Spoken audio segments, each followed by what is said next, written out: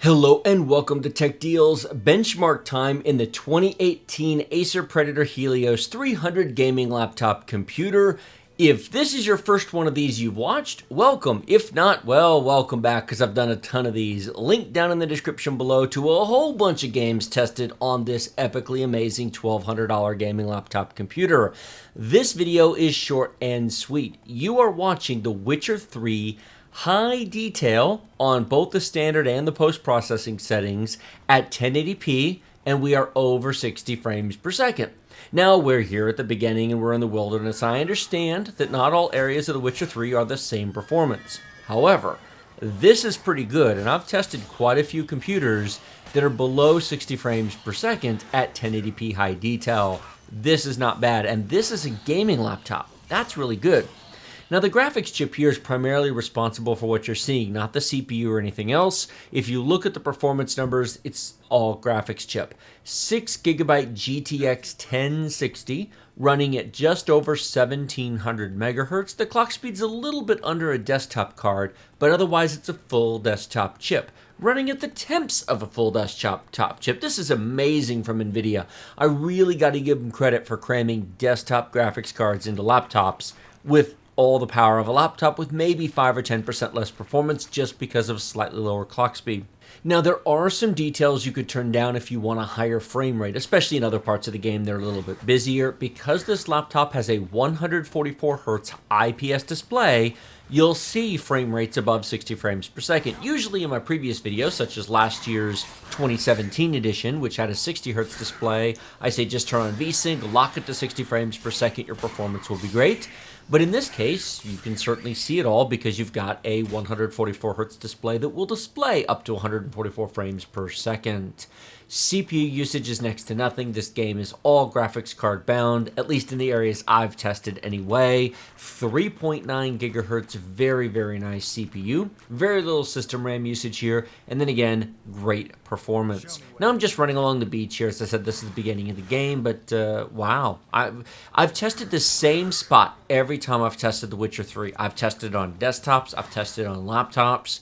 For the hardware, for the graphics card mostly that's in here, this is as good as I've ever seen from a GTX 1060. Now, we just cut ahead here. I just only trimmed a little bit out because I want to show you the beautiful grass and running through the village. I go trotting up the hill a bit and actually make a complete loop all the way back around to this spot, all the way back to where we started.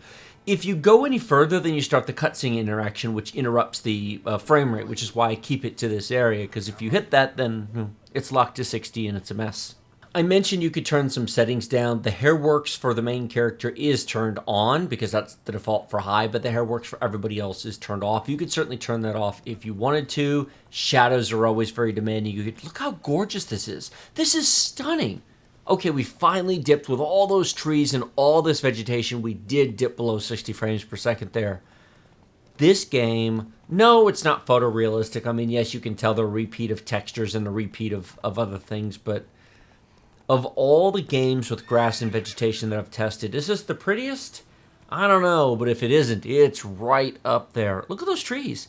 They look like trees. I mean, I realize there's a bit of a trickery going on with the graphics. Those aren't individual limbs, of course. They're just...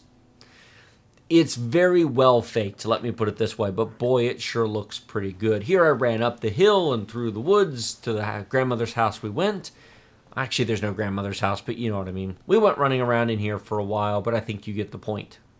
Here you can see the Amazon product detail page. I bought this machine from Amazon. It was not a sample from Acer. I bought it with my own money from Amazon. Link in the description below. Take a look at the hardware. Price this out. This would be a competitive desktop computer, much less a laptop, once you add the screen, keyboard, windows, etc. 144Hz IPS display, NVMe SSD. It's very nice. 6-core i7 Coffee Lake chip. I love this computer.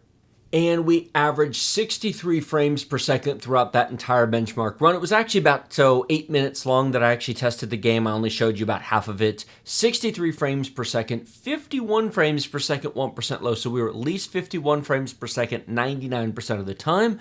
44 frames per second, 99.9% of the time. That is awesome. It will slow down a bit in some of the very detailed areas. You may want to turn Hairworks off or shadows down a bit. You can customize the settings, but this is really, really good.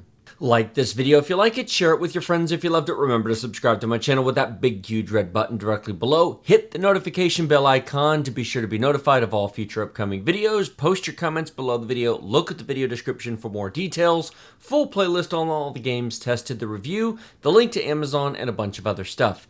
Thank you so much for watching. I will see you next time.